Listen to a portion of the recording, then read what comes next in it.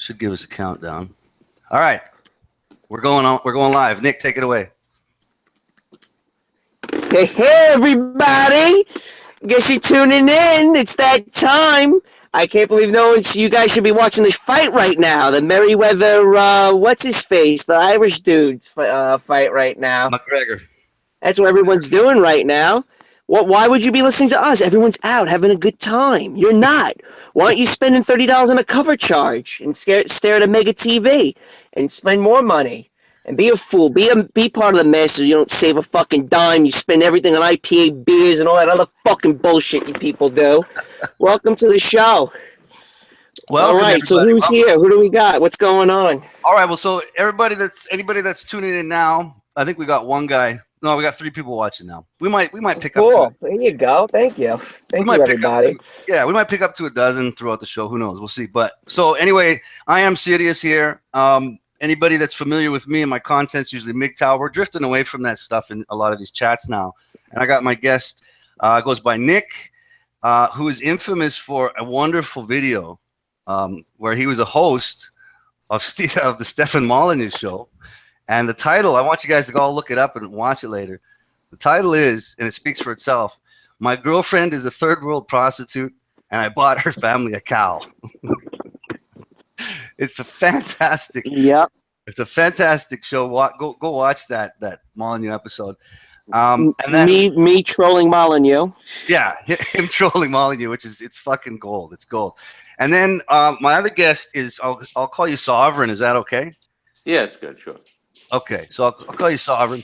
Why don't you go ahead and just say a little bit about yourself so anybody watching kind of knows. You don't have to give anything too personal away. Who you are. Sure. I'm 29 years old. I got married in my early 20s. I'm actually a good friend of Nick's. Nice. And I'm here to see everyone's opinions on what they think about society today with women. Good. Yeah, my channel is definitely, a lot of the viewers are very familiar with talking about women, that's for sure. But they're just Western women and just like what we see, there's obviously different sects, different groups within the MGTOW community where it's a very fractionalized, atomized men's right movement that's really not, gaining steam online, but obviously not being, physical with it in the real world. No. I mean, most of the people that I've communicated with over the years in MGTOW, they basically agree that MGTOW isn't a solution to a problem. It's a reaction. But is it designed though? The question is the men's right movement designed? Are we part of a social engineering group? Us within MGTOW? I mean, is it a symptom? Is it a bigger picture? Is it by design that men are supposed to just check out a reality like this? Maybe. I mean, but it's a serious reaction, and I think it comes down to a serious personal choice, which it was for me. It was like, look, I got a kid now. I don't need relationships for the moment to kind of make me happy. If you have children, the difference is now both you and G, Mr. Sovereign, you guys have kids. You've actually, you've had children. You're a bit of ahead of the curve, and most of the MGTOW guys are single,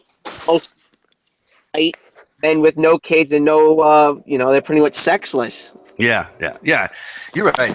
But hey, before we go too far into anything MGTOW related, what I'd like to do first to kind of kick this off is I want Nick. Can you just explain to anybody watching about that Molyneux video, a bit of the background and what it was all about? My beef was I was living in Cambodia, and Molyneux kind of really harps on hypergamy, or women only care about money. It's what it's about. Right, hypergamy. Yeah. What's all that noise? What's all that banging? Sovereign, you all right, man? Yeah, I'm good. I'm just getting set up over here. Sorry. Okay, no problem. Anyway, continue, Nick. Since Molyneux only really, he definitely has a major grudge against women. And, so my argument was, okay, so then what's wrong with prostitution? That was kind of what I wanted to really discuss. I gave him a couple other topics to talk about, but he wanted to talk about that just for obviously he gets, he he baits people into clicking that video, gets more subscribers, what have you. You know, that certainly helped him. You know, Yeah. it's clickbait, YouTube clickbait. I got nothing out of it. I regret it. You know, it's not really what I wanted to do. But I'm really happy that a lot of the all the positive feedback I got. You know, so that's been really good. Yeah, I think it was a fantastic troll of Molyneux, though. I mean, that's just Yeah, great. it's hypergamy. So if that's your argument, then you're cool with prostitution, then, right? I mean, no, I didn't say that. Now, let's change the topic. You know, that's his argument. Yeah, well, he's a bit of a goof, Molyneux. I don't know. He's good. I agree with the guy like at least 80% of the time. Yeah, definitely. But don't you know, we're Americans. You know, he's British, and you know, you're Canadian. I mean, we're kind of the same in a lot of ways. But again, I see major cultural difference between Canadians and Americans. One being Canadians believe in their government. Canadians believe that their government's going to do the right thing and take care of everyone. And for the most part, it has. I mean, Canada's been a very competent country. You know, they do the right thing. You know, they're actually pretty tight on immigration compared to a lot of other nations, especially the U.S. and Europe.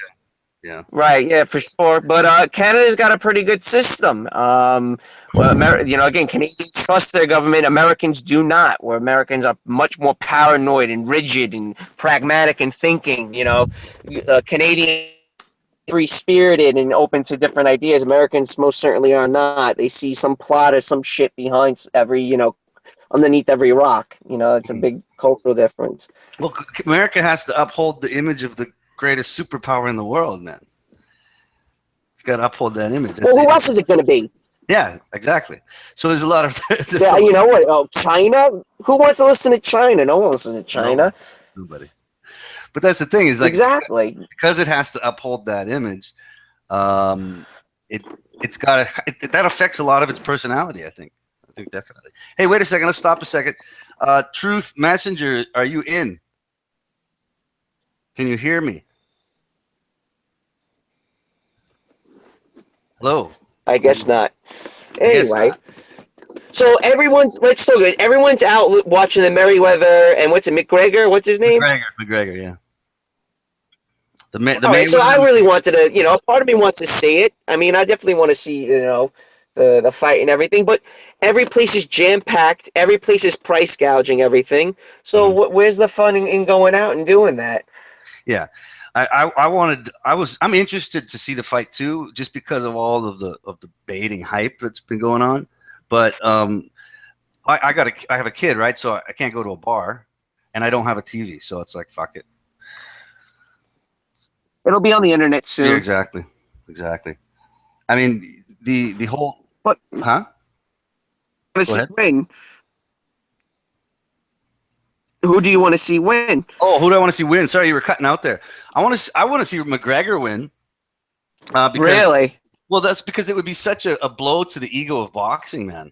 It'd be such a horrible blow to the ego of boxing if he actually won. I mean, I really couldn't care less, but I would love to see that happen. Okay, so you prefer MMA fighting over boxing? No, not necessarily. I mean, I'm not really a fan of either. I respect and appreciate the sports, but I don't really follow them. Well, I don't follow either also.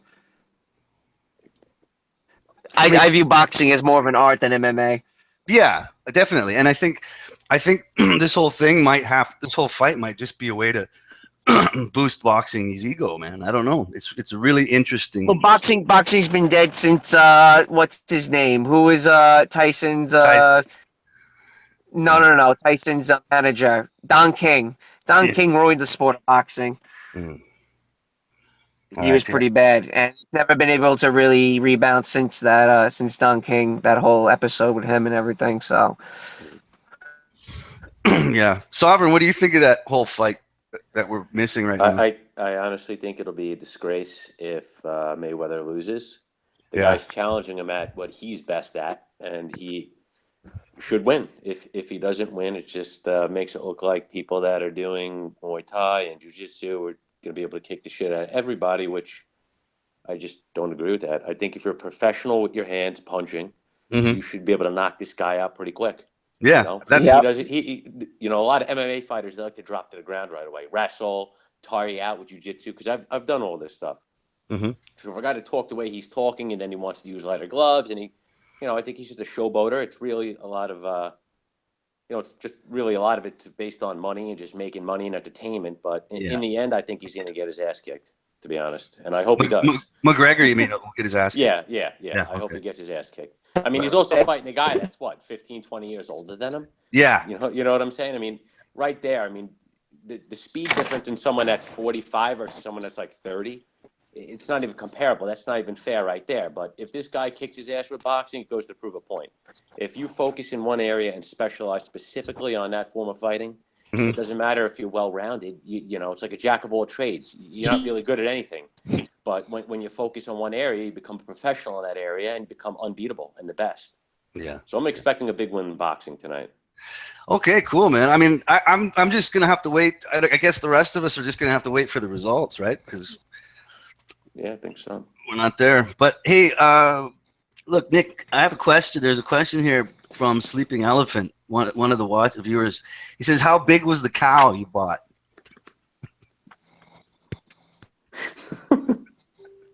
How big was the cow? That's a question from one of our viewers.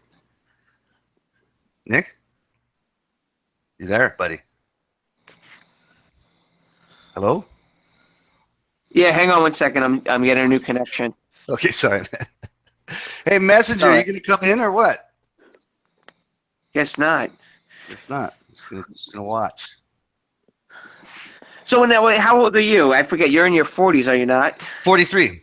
43. Just turned 43. All right. Now, now here's something that I've noticed with no kids. All right. And this is to note to all the MGTOW guys out there. They're impatient people. They're much more aggressive, and they don't know how to relate to someone or have empathy for the younger generation. Mm. That's the big thing. That are much older. Yeah, I honestly believe most MGTOW are probably older. I find it hard to believe that a lot of younger guys could just simply, ghost away from relationships. I find that really hard to believe that it could happen, but maybe it does. I don't know I have some good friends in the MGTOW community. I don't know all of their situations though, so. It looks like Messenger's gone. So another thing, Sovereign, you're happily married, correct? That's correct. Yeah, which is a real nice breath of fresh air for me, because I've been doing my channel as a MGTOW channel for so many years, and all the guys I'm talking to are coming from the complete opposite side of that spectrum. So it's very nice to have someone on that's happily married. Yeah, well, what I have to say to that is a lot of guys, and I think it's a human flaw, is that they always think there's something better out there. And, I could be dating this hot single girl, but when you go back in time, let's say you didn't get married, and then you remember those drunken nights, you're home by yourself sleeping, and you have nobody there. And the girl that you're banging is a girl that doesn't really give a shit about you, and you have no one that important in your life you can count on.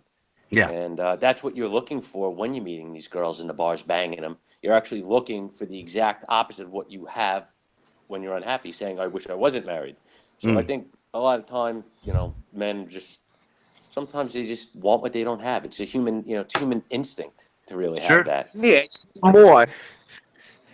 Sure, Right. for sure. Yeah. I mean, listen, there's marriages that maybe don't work, and there's, you got to make sure you find the right person, obviously. Someone that's going to let you be able to be yourself, and you can let that person be themselves. But when it comes to it, when you make a good match and things work out, you guys should be a team, and you should be able to support each other in a good way. Yeah, I mean, it's unfortunate that doesn't happen too often in the modern society, especially Western society. And I mean, you're being attacked. You're under attack constantly. The relationship is under a constant strain from the social environment. Yeah, it's really, really difficult. I mean, statistically, half of the marriages end in divorce, half of first marriages. No, more. I think it's more than that. Maybe 55%. It hovers around half, and then the second marriages fail 60% of the time, and third 70% of the time. Oh my So it doesn't God, get it's nuts. It only gets worse. Excuse me, boys. Yeah, Messenger, you're there. Yeah, my mic wasn't. I just had a divorce with my microphone for some reason. It wasn't working. So now, can you hear me now? Yeah, we can hear you now, man. Okay, great. Cheers. Hi. How's everyone doing? Very Good. good. Good. Okay, so Truth is a good friend of mine. So this is nice because Nick and Sovereign are friends. Truth's been a good friend of mine for quite a few years. He's one of the few guys that kind of corresponded with me while I was living in Indonesia. Very, very few of my friends did, but he was one of the few that did. And now I'm living back in the same country as he has. Now, again, his story is one that's kind of the polar opposite of Sovereign's, where he's going through a very rough custody battle. So, Messenger, why don't you kind of contrast what Sovereign just said by kind of breaking down your story into short form? Well, to tell you the truth, I didn't hear that. I didn't hear what was being said because I was trying to fix my microphone and I had to go offline and then go back online. So you don't need to. You just tell your story, but condense it. Yeah. Well, you right away. You just want me to tell my story. Well, pretty simply, just pretty simply. Just under 2 years ago, I had a separation from my kids and my partner, but I had actually agreed to the separation because we weren't breaking up. I was just moving my family to a different city in Canada or a different town, and I was finishing a work contract in the town I was living in, and I made a verbal agreement with my ex and her mother-in-law to basically ensure that I wouldn't be separated from my kids if something did go wrong or we didn't meet back up. So sure enough, a couple months later, I get a phone call and the woman says, "Sorry, you and me don't work anymore." After 6 years, after she had my kids in a different town, and I was like, "What? We don't work anymore?" She says, "No," and just basically leaves me in the city I was in. So I had to move to another town, and then I finally moved 10 months later to the town that my children are in, and I've been here for 11 months, and I've been in court for 18 months just trying to get 20, 70. 50-50, 30-80, anything, any kind of parenting time, because I get about 1% of time with my 2-year-old and my 4-year-old daughter. And it devastated me at 40. I'm 44, but this started when I was 42. And I've never been more devastated in my life, but I've also climbed my way back out of the hole and half swallowed the red pill.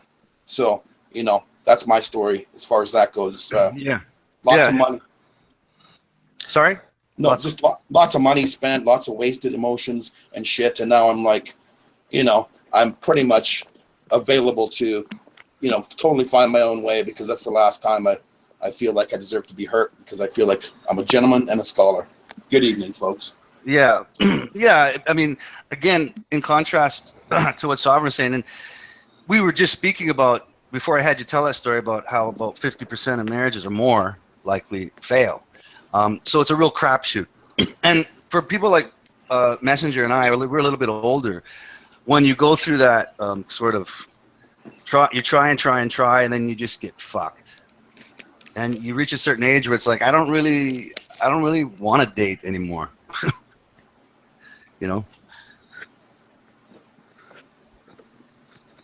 And Nick, are you single? Yeah, I'm single. Okay. But you're not a red pill swallower. No. Okay. What exactly is a red pill swallower? Oh, well, the red pill Hang on is. one sec, guys. Okay, I'll just explain to Sovereign red pill. The analogy of the red pill comes from the Matrix, right? But a lot of the men's rights movements and MGTOW, which MGTOW isn't related to men's rights, MRAs, they're not related at all. They're just sort of a throwback. But basically, the red pill means in the Matrix, if you took the red pill, you saw the truth, right? You came out of the Matrix and you saw the truth, regardless of how difficult it was. And you take the blue pill, It's losing. It's a losing proposition for men. What is the red pill? Yeah, well, think of it like this, okay? You're getting 15, 20 minutes of enjoyment, and versus the amount of time, energy, effort, calories burned, everything for that 15, 20 minutes of happiness. You mean red pill? Yeah, well, that's what it is. I mean, look, why do I have to jump through hoops for you just to hit it? You see what I'm saying? It shouldn't be that difficult to hit it. Yeah, it shouldn't be. Well, and I think that happiness, if you are married or in a relationship, shouldn't just be about sex. Otherwise, it's going to be more or less a short-term relationship. Which at that point, so all these young girls have nothing to. They have nothing to. All they have is themselves. All right, See what I'm saying? That's the big problem with many of these young women. Right. They have no idea what they're doing. Right. Well, they're following no. their parents in their midlife crisis. They're rudderless. Well, I mean, if it's a part of the red pill is understanding sort of the behavior and nature of modern women, especially Western women, and it's something that's not taught to young men, and I think it's unfortunate. No, men are weird. Men are actually kind of domesticated. The women are completely undomesticated, yes. And that's part of the reason why we're in the travel we're right now. I absolutely agree with you because. Again, I remember the last time, I think the first time I spoke to you, Nick, when I was on Expat's channel, I mentioned that my son is 10, and one of the things that I have taught him already about women is I said, son, when you're old enough to maybe want to date women, there's one rule you have to always follow. If she doesn't have a relationship with her father or has no father, have nothing to do with her. Okay, these are little tidbits of red pill I wish my father had taught me. You understand? Mine too. Absolutely. Yeah. I didn't meet my dad till I was 19, so I wish he would have taught me something too. My dad taught me some stuff, but it wasn't too much about the girls. One thing he did tell me is that think about everything that you want in a woman in a pyramid, right? On the top, what do you want? Nice ass, good looks, things like that, right? That's our number one priority. Money in a woman is one of the lower priorities to us. I want my best friend. I'm just joking. Right. He says, turn that pyramid upside down, and now whatever's on top is what a girl wants first. Yes, that's one of the key red pill. He ever told me. Yeah, that's a key red pill philosophy. Oh, that's brilliant. It's a key red pill philosophy. That's a brilliant analogy. Yeah. Yes. Well, he's a MGTOW guy. You know, he's been married fucking 2 times. He broke up with his girlfriend that he was with for 8 years, and you know what? He's got a new girlfriend again. Drives a brand new BMW, and he goes fishing whenever he wants. He does whatever he wants. Nice, you know? nice. Yeah. That's really what it's about. But a lot of men fail to do that because they're not taking the truth pill. They're living like we're domesticated in a sense, just like Nick said. Right. Yeah. Well, you know. Well, the scary thing is with these young women is women usually are the carriers of culture for the society. These women are carrying absolutely no culture. They're in fact devoid of culture. Yeah, I see that. Right. Yeah. Family values and things like that, you know, kind of out the window here in America. There's very food, very low. Taking care of the community. Well, I think a lot. Deteriorated. If you judge Western women by what you see on the internet, your first instinct would be to believe that they just love shoving things in their holes. Right. You would think that's Sweet Jesus. Okay, but can you guys hear me? Yeah, I hear you. I'm just shocked. Okay, so here's the thing though. Like, or repeat what you just said. They just the appearance is that all they are sluts, when in fact they're the complete opposite.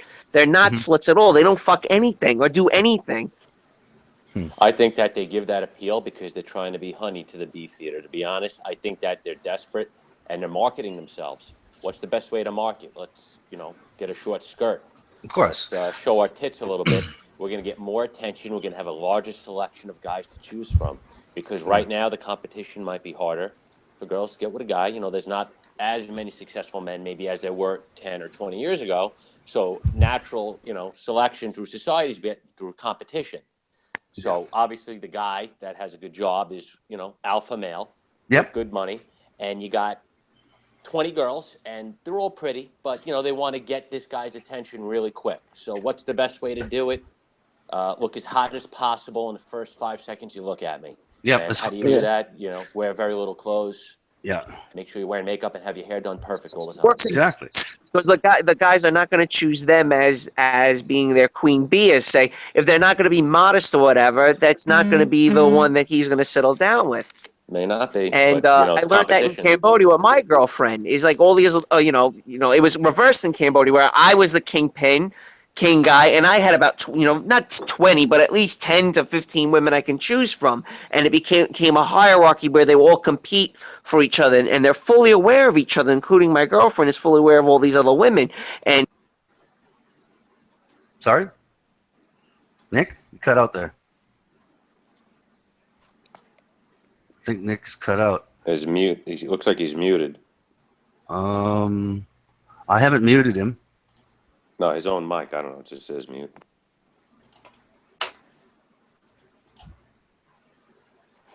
Okay. Anyway, that's too bad. He got cut out mid sentence. But Sovereign, I think I might have did that by accident. What? I don't think you can. Hold on, let me look at that. I was trying to turn his volume up, and then something happened there. But I shouldn't be able to affect him. No, you can't. For the group. It says he's muted. He must have muted himself. No, I'm telling you, I hit mute, but I thought it was actually I was just testing it. Go see the arrow above his face. Hit it, and if you can, unmute him. I thought I was the only one that could do it because I was hosting the show. But yeah, no, I'm trying. I'm hitting it. I'm actually hitting it. Maybe tell him to leave and then come back in, and then it should cancel that because I can't cancel it. I'm actually trying. Hey, Nick, if you can hear us, you're muted. And you can just type in the chat. Type in the chat and tell us if you muted yourself or if it happened on this end. I didn't think it was possible for anybody else. He says he hears us, but we can't hear him. No, it does say he's muted. No, I'm telling you, I hit mute on his name here because I was trying to turn his mic up or on my end so I could hear him better. But then I hit mute and then it won't unmute. Like I'm clicking. I can't unmute him either. So if he leaves and comes back in, it should solve that problem. Nick, leave and come back in, buddy.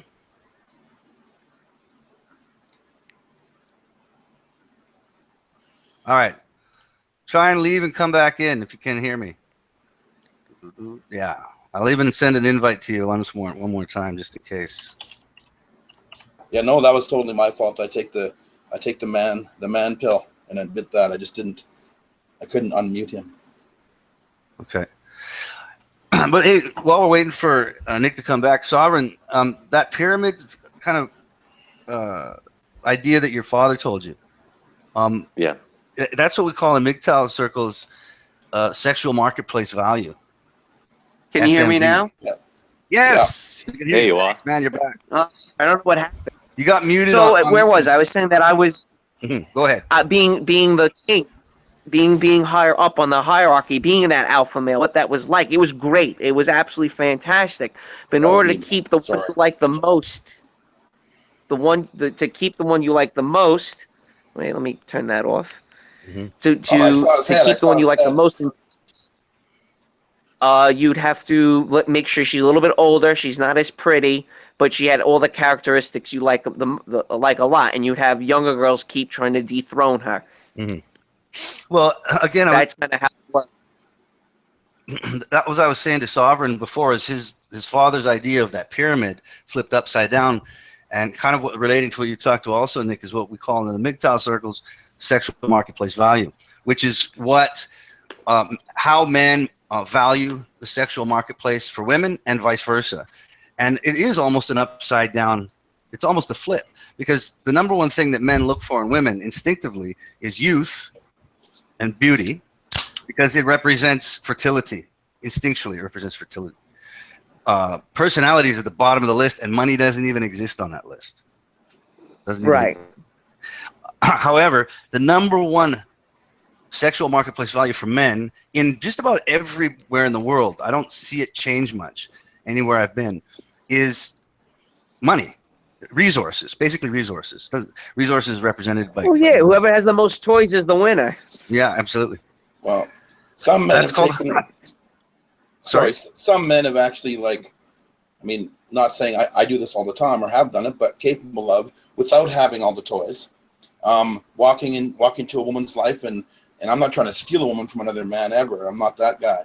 But the odd time since I was in high school, definitely personality, a man's personality, a woman will jump all over that without even thinking about what he has. But then as far as permanency, she's obviously not going to stay with that man unless he creates this, false narrative of having all the money and taking care of her as she's claiming to be independent. It gets confusing for me. But anyway. Because like I said, sexual marketplace value is a hierarchy. Number one is resources. Number two, maybe you could say personality that they might look for in a man, but it's not as high as number one, right? There's a hierarchy of these things, Messenger. So yes, a man. Yes, but hypergamy is not part of Western society really because of Christianity. Yeah, hypergamy can be influenced a lot more I believe, based on the culture you're from, definitely.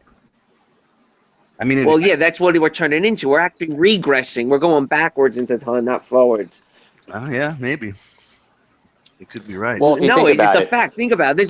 This is going back to what it was like 600-700 years ago, where it just be the worker bees get nothing, and only a few select a thin veneer of upper middle class get the fuck everything. So okay, I agree with you. I do agree with you. Why is that happening? Why? Because of the lack of family values. Because how transient and sterile the environment we live in. We're very transient people now. I mean, there's people from all over the globe. I was in Cambodia. You were in Indonesia. I mean, Sovereign's wife is from Brazil, so that definitely enhances this. Yeah. Also, social media is a huge factor that's involved, and also what women perceive as is upper middle class. So let's just say a bunch of guys have boats. Okay, oh great, you all have boats. Well, now I want a yacht. Oh, you have a car with leather seats. Well, no, I want an Audi. Okay, and it gets magnified very heavily, especially with the media pumping, yachts and beautiful people and summer and beaches and vacations, and no one's really working. I mean, no 25-year-old is doing this in real life, but they see it on TV and they think it's real and they believe it. And women are much more susceptible to this type of brainwashing. Absolutely, which is why the makeup industry is one of the richest in the world. Well, all of it. I mean, women contribute to climate change. They are climate change. They're sipping champagne in Greece. Are you kidding me? You've flown halfway around the world to go to this place. It's insane. They love excess. That's what guys have to understand. What women, it's some type of biological thing where women love to not the vanity, but the masses, the grotesque debauch of whatever the fuck it is. Gold, diamonds. Do you see what I'm saying? It's just this excess gorging. Everyone's going to see the fight tonight. Everyone's going. I want to go there too. When reality, guys like me and you and and us, the MGTOW guys, we don't want to do that. We see for what it is. It's bullshit. And women don't give a fuck about what you think. No, but I mean, have you guys heard of? Speaking of access and for women, have you guys heard of these sites where women can get it's like sugar daddy sites? Where men will pay them to go I've heard of that. Fly around the world with them and travel. So we're talking about the upper middle class to rich, on whatever population of men. Now through the wonderful miracle of the internet, have access to 1 billion fucking women. Yeah, I know a couple girls that do it, and it's a complete failure because they think that these guys are gonna get them pregnant and stuff. When these guys are 50, 60 years old, the last thing they fucking want is want to knock up a 20-year-old dumb white bitch from the suburbs who's gonna wreck his fucking life. Mm-hmm. So those guys that are 50 or 60, they've been around the ringer. They're not gonna fucking fall for it. Yeah, here's your fucking money. Here's your college tuition. Get the fuck out of here, fucking kid. Well, so what are you doing? Hold on a second. Sovereign, you're happily married. How long have you been married? Almost 4 years now. Okay, I've been dating this woman for November. Will be about 10 years. Oh, okay. Oh, so you've basically been married. Long time. Average that out. Yeah, for sure. So what do you think? I mean, coming from your perspective, I mean, about the sugar daddy thing. I mean, listen, it's a simple business transaction. It's almost like prostitution, but it's, I guess, a gray area that's legalized, and I don't think it's that bad. I think it's fair and it's fine. If a girl, I know Nick disagrees with me on this, but if you two can have a meeting of the minds and you have an agreement on something, all right, you want to go to college, that's fine. You're going to spend the weekends with me for the next 12 months. You're going to be my girl that I walk around as my arm piece, and we bang. And, you know, my wife will definitely disagree with me on this, but you know what? You have a meeting of the minds. It's a simple business transaction, and that's how it's made. There's no strings attached. There's nothing else involved. I agree. Clean. I think it's a clean deal, and I don't think there's anything wrong with it, to be honest. I think it's a business agreement. Absolutely. I've always believed that marriage is basically a business agreement. However, I think that it's a business that is kind of corrupt. It's a corrupt model because of the state's influence in that business transaction. There's too much. Oh, you're talking about marrying? Yeah, marrying. Well, yeah, marrying is, I think there's a liability in it, more for the man than the woman, of course. Mm-hmm. And, you know, you got to make sure when you're with the person you're with, you know, when you make a commitment, people don't realize what marriage is. Oh, I want to get married. You know, do you really? Do you know what marriage is? When you get married, you have to understand that you're saying that you want to spend the rest of your life with this person. That is what you're saying. Maybe you don't know what the word means, but when you get married, you're done. That's it. That's your friend, your partner for the rest of your life. So they have to put up with your shit, and you have to put up with their shit. And you guys have to be able to accept that before you get married, or you're just wasting your time. Yeah. So on the other end of the fence, yeah, marrying, I think a lot of people just prematurely do it. They don't understand what they're getting into. And I also think that personality has a lot to do with it. There are people that can keep commitments, and there are people that can't. There are people that look for excuses, or they're just negative, and they're always looking for ways out of shit. And those are the type of people that, unfortunately, will affect their other partner. Like the other gentleman on this talk show right now. Maybe he didn't want to give up. Maybe he was committed still, but his ex-wife is just trying to jump ship. She don't give a shit. Yeah. I'm not saying that's the case, but you know I'm what I'm trying committed to to say. this yacht right now. But You that's see what that happens. yacht? Yeah, I see it. Yeah, I'm committed to that full time. I mean, at 44 years old, that's my destiny, and I'll only invite men that are married and friends on there. No single women. And okay, I thought you were gonna break into how you're gonna marry the yacht. That's what I'm saying, man. Look at that black beauty. That's just a small one too, eh? Just to break the ice. Yeah, yeah. Nick still there? Yeah, I'm here. I'm listening. Okay, I heard that. Was that you tapping on something? No, I'm all right. Sorry if there's noise. Okay. No, that was my dog. Probably he was trying to get some goodies. Oh, okay. There was some kind of tapping Little on the mic. bastard. Okay. But yeah, like I said, another thing, Nick, you were saying that social media plays a big part in kind of the downfall of, I guess, geez, what, family values, relationships, Western Media women. in general, I think, does, and it's not even just in the U.S. I mean, my wife is from Brazil, and the media there convinces girls that they got to have big asses and big tits, and they got to be perfect. And that's why in that country, plastic surgery is so big, and you'll see girls, you know, really wow, I thin didn't with a know big that. ass, big tit. Oh, yeah. She tells, you know, I thought it she's was pretty natural. smart, believe it or not. Some of them are, but dude, I got to tell you, it's very big plastic surgery there. And it has to do with the media, you know. So I think it's a huge driver. It's public It's strange. brainwashing. In Canada here, where I live or whatever, in this particular province that I'm in called British Columbia right now, I don't see, I don't really see women, whether it's old ladies, moms, teenagers, walk around with any kind of plastic surgery. Even in my travels around Canada, I don't really see too many faces. But the other day, I was pulled up in my car, and I live in the small town right now where my kids live. I moved here. It's a town of 3,000 people, the smallest place I've ever lived. And I'm pulled up at this fucking intersection, and I look over, and there's this banging blonde girl, and she looks great and whatever, and it's like everything turned to slow motion. But I actually saw a set of lips or whatever. Like, I could tell. I'm 44 years old. I could tell her lips weren't her lips. Like, someone had blown them up like 16 times as big as they should have been. There must have been a mistake going on there because it just looked wrong. And that's like the first plastic surgery I've actually really seen, besides the odd pair of tits or whatever, once in a while on a face or anything. Very rare for you to see that here. But in Brazil, you're saying there's a ton of that shit going on. Yeah, I mean, Brazil prostitution is legal as well. And the first time I went there, I spent 2 months. And I mean, I was walking around a place called Beira Mar, which is like, it's like seaside Portuguese. And, you know, you'll see girls standing at the corner. I mean, they look like porn stars. Tits, you know, double D, fucking sticking straight out. and they're very toned their bodies. It's so fake, and it just. I mean, some of it looks good, but some of it doesn't. But is there noses and lips and stuff? Kind of, you see that, some eyebrows. They can go that far, but really, they talk about their ass like Brazilian butt lift, right? I mean, it has its own name in it, the plastic surgery. I mean, it came from the country. The butt bigger or the butt smaller? Bigger. Yeah, bigger. They want a nice big round ass, a nice one, not like a fat ass, but a nice ass, a big one. Not every girl gets that. Yeah. These girls, you got to see, they're like horses. Their legs are the size of a guy's that does squats. Yes. Doesn't make any sense. It's like, look at the bottom half of this girl, all ass and legs. It's crazy. And then they got these tits, unbelievable.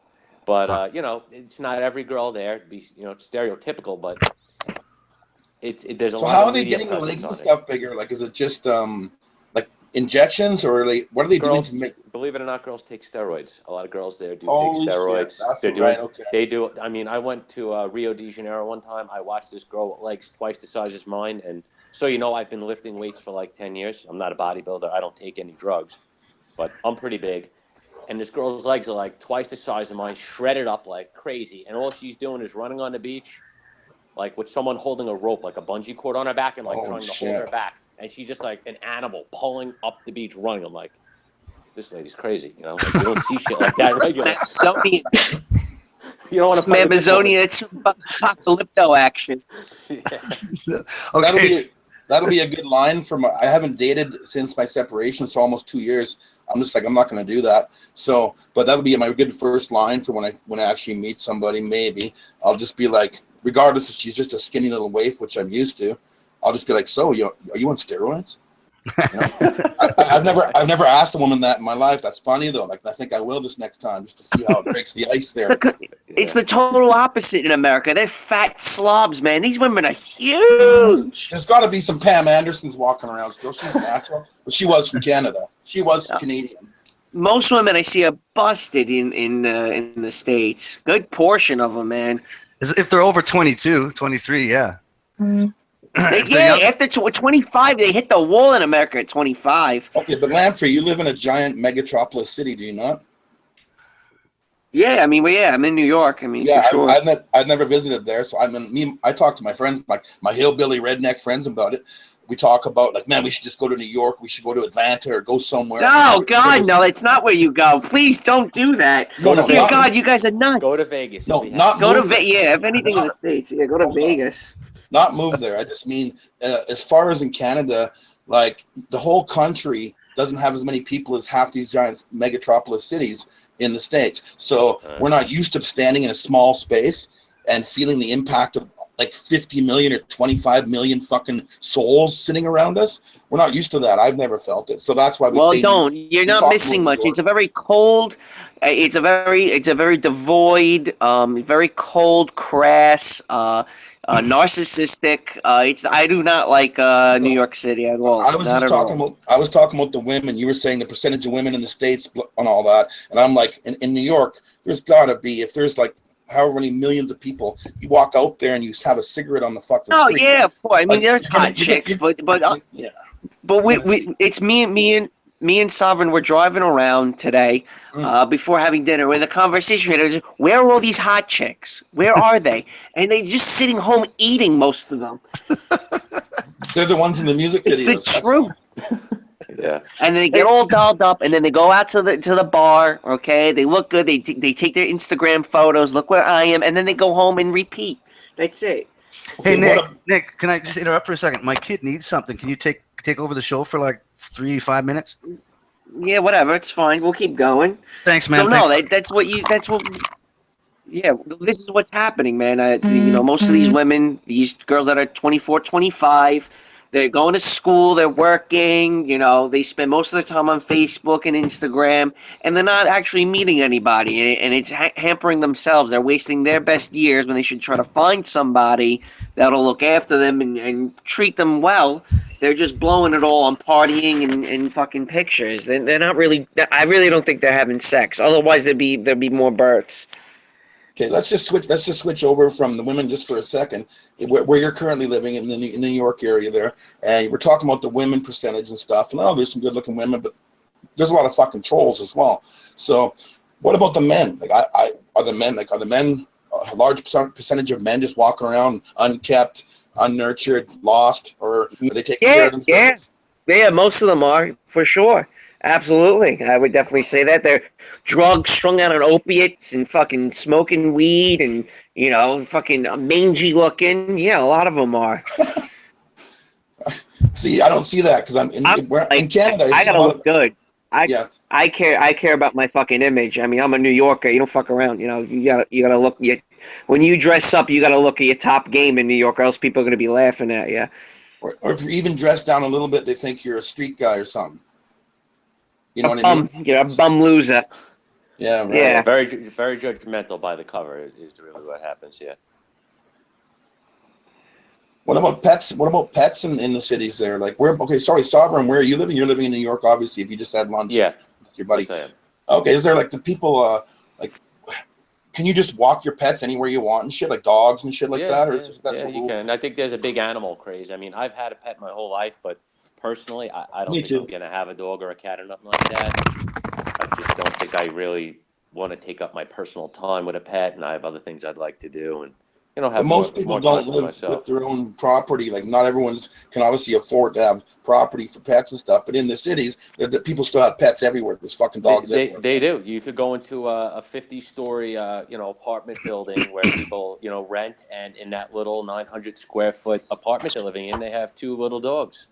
And they just it's actually crazy. It's nuts. And they go outside. They're pissing outside on the floor. They're taking shit. You're supposed to pick up the shit. Not everybody does, obviously. But, there's a big pet craze. People lately have been nuts about dogs and cats. But if you're not rich enough to be home all day doing nothing, let's just say one part of a relationship, someone's at home, someone's at work, or 2 people are working and they have pets. I always wondered in the big cities like that, if you have everyone's got these pets and shit. So either someone's staying home, or you have enough money to have like someone look out for your pet and take it outside. And Possibly.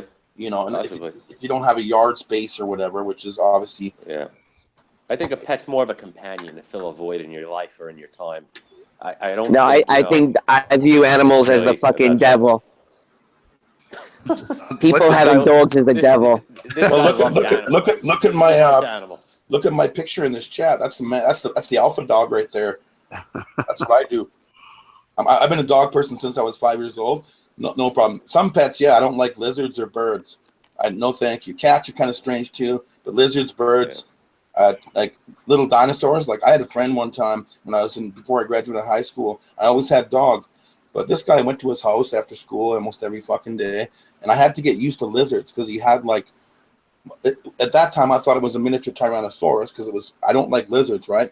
He had the small little dinosaur kind of lizard, and then he had a snake, a giant scary snake. He had a spider, and then he had these 2 little geckos and this other one weird lizard that liked to run around really fast.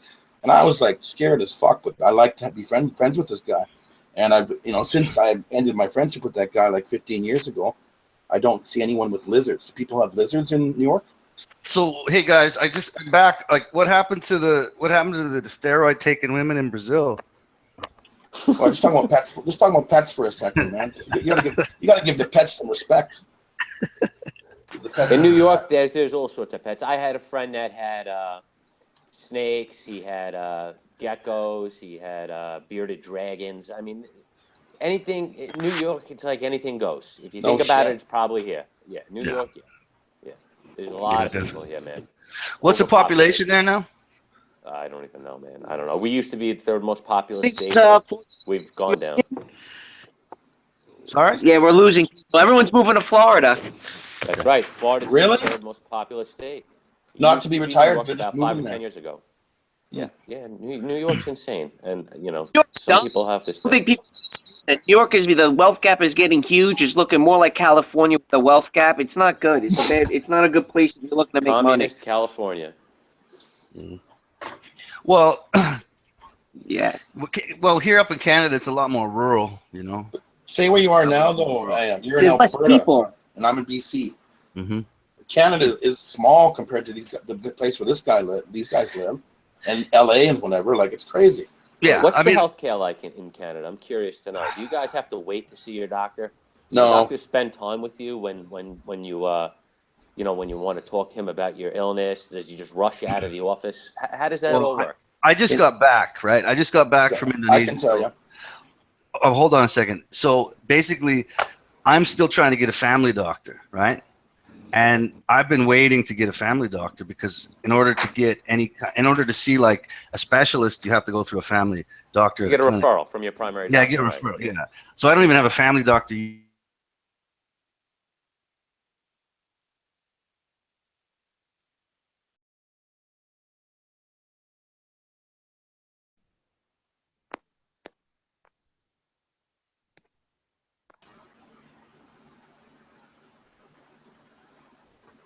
You there? I'm here. I lost you guys. I didn't hear what you were saying. Yeah, I am just cut out majorly. Yeah, I did. There was like a hiccup. There was a fucking glitch in the matrix, boys. It was your family doctor, man. Yeah, I don't have one yet. Yeah, so I'll explain real quickly. I didn't go overseas like I am, so I've been living here for basically ever. And no matter what province you live in, there's like 7 provinces in Canada or something like that. No matter what province you live in, your normal healthcare is pretty simple to get. There is some issues in some provinces for people to get a family doctor, but once you get a family doctor, it's covered in your healthcare plan, whether you're rich or you're poor. It's covered in your plan. So currently, right now, where I'm living, it took me 3 days to get a new family doctor in the small community I moved to, and then I just got covered for 70% of my pills because I just got diagnosed with diabetes last April. Because I'm a 300-pound dude that used to love sitting there eating Slurpees all the time. So basically, I just got diagnosed with that, and it cost. They don't know what a Slurpee is, man. They don't know what fucking. It's a sugar drink. It's a sugar drink. Yeah, it's a frosty drink. Yeah, no, we know what it is. Frosty. Can you guys hear me? Yeah, I can hear you, man. Yeah. So, Sorry. All right, good. As long as you guys can hear me. yeah. So basically, I'll make it quick. But so basically, I just moved here, and I didn't have a job when I moved to this new community, and I didn't because I changed provinces from Alberta, where where Ayam is right now. I'm in British Columbia, which is the next province. I had to switch my healthcare over, and it took about 3 weeks. And then I had a family doctor, and then my pills and stuff, which cost about $875 with my insulin shots and stuff a month. All of a sudden, that was 70% covered. Even for the first 2 months I had to pay. Now it's 70% covered until I pay I pay a little bit of money towards that, and then it'll be 100% covered. And it only took me a few weeks, and I have a really decent family doctor. His wife is actually my dietitian in the hospital. For me personally, it wasn't very hard since I was a kid to have healthcare coverage and all. So what is it like in the States then? Because I don't really, It's I hardcore. remember. It's bad. How much do you guys pay? I have a bunch. I'm actually an insurance professional. I pay and I nothing. do a lot of health insurance. I pay nothing. You're paying taxes though, right? You Yeah, guys paying pay taxes. quite a Sure. bit. Not So the more you make, the more you're fucked, really. Yeah. I mean, how much do they take in tax specifically for healthcare? Yeah, I don't know. I would like to know what the tax rate is. You're talking to the wrong guy, man. I've only been back a year. I've only been working in this country again for about a year. So whether you have a good perspective on it then. Well, whether you have a job or don't have a job in Canada, the healthcare, I mean, taxes or not, let's say you have no money, unless you're from another country. Like if you're from the United States and you come here and you get hurt on the beach playing volleyball and you sprain your ankle or something or break your leg and you go into a hospital, in the town that I'm in, it'll cost you $375 a day to if you're in the hospital for more than a day or whatever. If you're from out of the country, if you're from in the country, no matter where you're from, what province, you get to actually, it doesn't matter. It costs you zero, costs you nothing.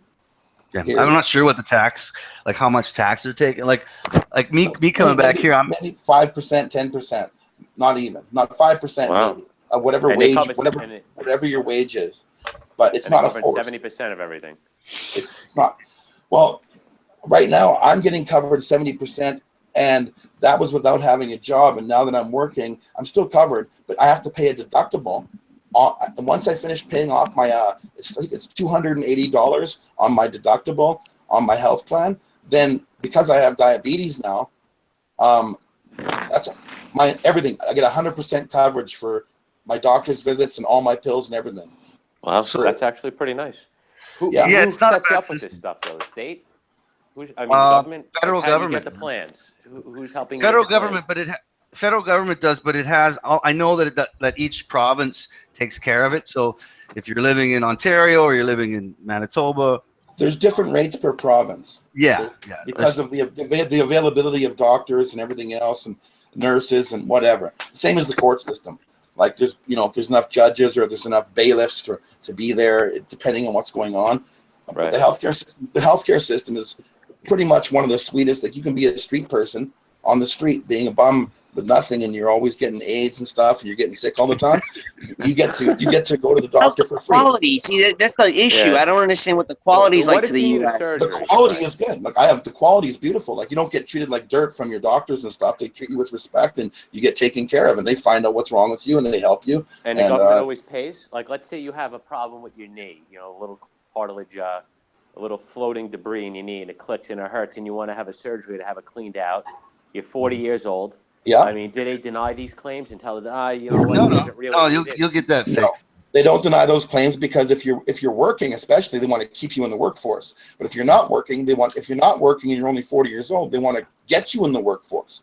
So they want you to be healthy. So it's not as good as Europe or Sweden and stuff like that, but it's pretty decent, as far as doctors go. Yeah. That's not, and there's no shortage of doctors and surgeries. You don't really wait.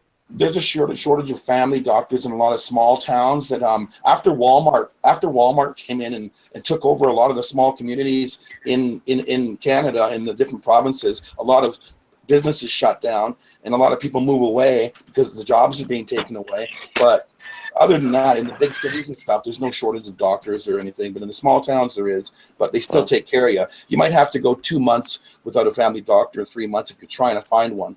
Yeah, but that's what I'm going through now. But you will get one. Yeah, I'm going through that right now. I've been waiting 2 weeks, so I still don't have one. Okay. So if you guys are really sick, let's say you have the flu and you've been sick and you're not feeling too good, where do you go? You just show up at the hospital? No, you just go to the clinic, man.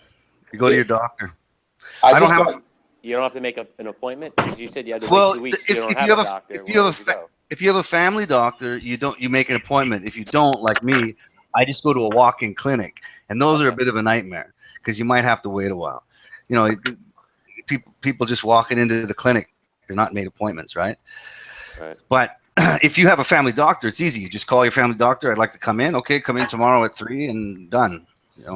Okay, but Ayam, when I just got diagnosed with the diabetes, like I walked into the my doctor's office last April, and I didn't know what was going on at all. I was like really dazed and really kind of confused, and I didn't have much energy, and I felt really strange, and I had this strange growth on my leg inside my skin, which is what I found out is called. It has to do with diabetes. But anyway, I walked into my doctor's office. He took one look at my leg and saw my condition. He's like, okay, you're going to the hospital.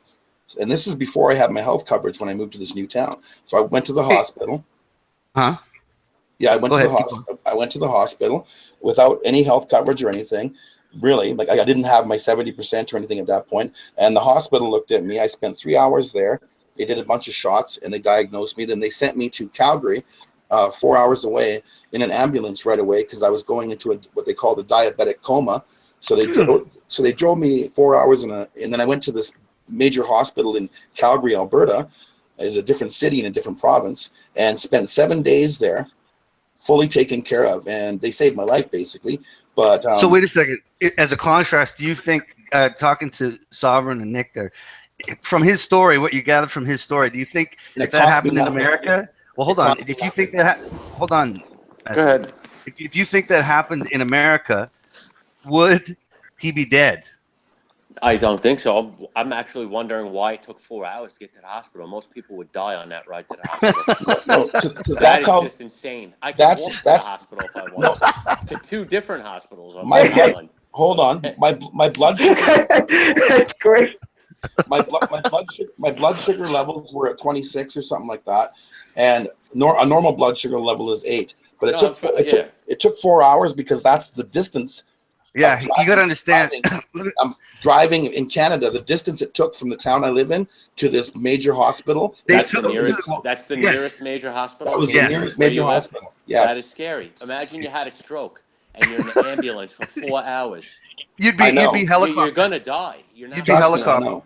You Oh, are yeah. lucky, honestly. Yeah, even in they your have kids. helicopters too, but still, yeah, Right, you're well, right. they're gonna have to start flying helicopters then, because that's just insane. Yeah, that You're it's- lucky. You know, they give you a little glucose water IV when you're in there. Your Yeah. condition is life threatening, but it can be easily remedied. But Yeah. I mean, there's situations where Yeah, people no. could be bleeding to death, and you're Yeah. definitely dead unless Yeah, you you're get that dead. helicopter there. And It was worrisome. I called my own mother and I was like, "Listen, Mom, I know I'm only 44, but something's happening here, so I might hopefully see you again." You know, I was, Yeah. you know, and then Yeah, that's definitely scary. yeah, it was Yeah. scary. It changed my life actually. Yeah, I believe you. Okay, now can I mind if I chime in? Can I chime Yes, in? please. Okay, now please understand from an American point of view on why we don't like socialized medicine. It is what most Canadians seem to really don't understand. The Canadian expats that I met are just blown away how Americans reject this form of government-run medical system. Is that it will be the government deciding if you're going to live or not. You see what I'm saying? There's no monetary, if I give you money, I'm gonna, and I give you a lot of money. Let's say if I'm losing my leg, I'm like, no, you're gonna save my leg. I'm gonna here's more money, and he's gonna be like, all right, now if it's socialized run, he's just gonna look for the easiest way to not treat you. He's like, fuck it, just take the leg off. I don't feel like working. It's still a job. People don't understand that. Yeah. Hey guys, I got a question here for Sovereign from the viewing audience. MG Howe says, can the insurance guy, which is Sovereign, talk about the financial meltdown's effect on employment health insurance? I heard in the US and Canada they started requiring employees to regularly go to the gym to avoid pre-existing conditions in employees. That's the first Right. part of the question. Can you make a Okay. comment? Yeah, I can answer that. Well, in America in general, there is no pre-existing condition clause. A lot of people are misled by, again, the media. You can be sick, and you could buy an insurance policy tomorrow and have an operation for that sickness, and it's covered, whatever the plan is of your choosing, whether it's $500 copay or $250 for the hospital admission. Mhm. So the gym, it's called the gym reimbursement program, and I think it's actually a generous thing, and it goes hand in hand. And it's not only small business or large companies, it's actually for individuals too.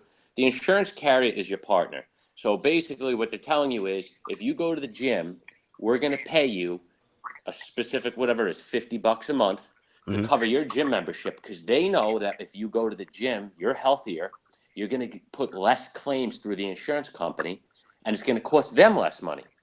So it's actually a positive thing. And a lot of large companies have this, like walkathons or a fitness day, because they want their employees to be healthy. So Okay. having health insurance doesn't just make you healthy. It really just helps you diagnose the illnesses from whether it is overeating or stagnant lifestyle. So they're just trying to get people to move, be healthy. Right. So you have, be more proactive about your life and your health. And How they cover this stuff now. do you think it's working? I think it works. I think that, there's some people don't care.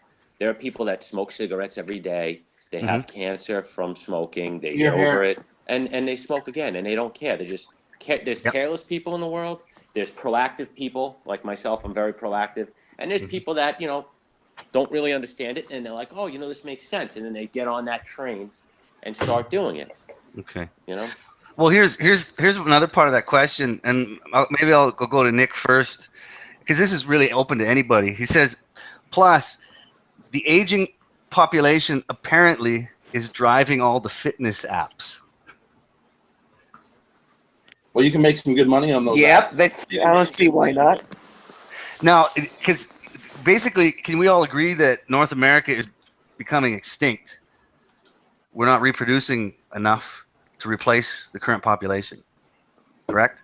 I think in general, Caucasian families are reproducing less, because we have been taught more or less how to be conservative and budget and live off of our own incomes. And this is not really a racial comment, but No, it's not. I understand. If you look at different blacks, they're okay living for the most part off of other forms of income and living differently. Like, I met someone that says he has no money, he's broke, but he's got 6 kids. I have one kid, and I'm like, dude, I got to make sure I have a job and I'm doing okay. So I don't know how the hell somebody has 6 kids and they're in that situation. Yeah, without being rude, you're like, how does that happen? That'd be hard. Honestly, I mean, you're getting tax credits off your children is what you're doing. The government is enabling the lower income people to keep producing children when, honestly, again, lower income people probably need to learn more financial management and more responsibility. I'm not trying to sound harsh or nothing, but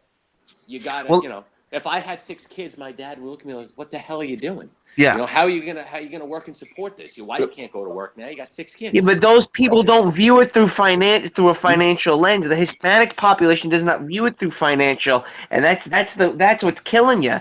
All right, let's say if all of a sudden other people just started having children, it would strong arm employers to start paying for the families. If everyone just started having children, why do you think employers love homosexuals so much and lesbians? It's a financial move. They're not having kids. They're not obligated to give them health insurance and stuff. They're not going to So get pregnant. you by strangling yourself because of your financial self, you being selfish and you want to buy nice shit. You're wiping out your own fucking demographic. Well, look, the population of like I guess the way Sovereign said it is it's sort of the North American whites, or the major population that it has been. They're not reproducing. Lower income families are reproducing. Minorities are reproducing. The Muslims are reproducing like fucking crazy. But like purebred Canadian people, they're dying, as well as Americans. And where I'm living now, the Native Americans here are kind of like the equivalent of the stereotypes of what the blacks are in the States, right? None of them work. Very few of them work. I shouldn't say none. Very few of them work. They're given money. Like they're giving government handouts. They keep reproducing. Huh? Yeah, but they got a really bad rap. They're like the Aborigines of Australia. I mean, I kind of feel bad for the Native Americans in Canada. They got a really shit end of the stick. Oh, they did get a shit end. They did a huge shit end. But the thing is what's happening to them now? It's not better. Like I see. No, you're right. Yeah, absolutely. Drug addiction, alcoholism, overdose, just degeneracy in their community. But that's on the reserves, and these reserves are different than ones in the States. I would say most likely. Yeah, it's bad here. The reserves here are fucking horrible, man. Like that's the ghettos. The ghettos of Canada, the ghettos of rural Canada are the reservations. Yeah, well, are they happy? I mean, at least the Aborigines of Australia seem pretty happy. Because they can still walk around in breechcloths and hunt snakes and shit. Not in Canada. You get looked at pretty weird. Yeah.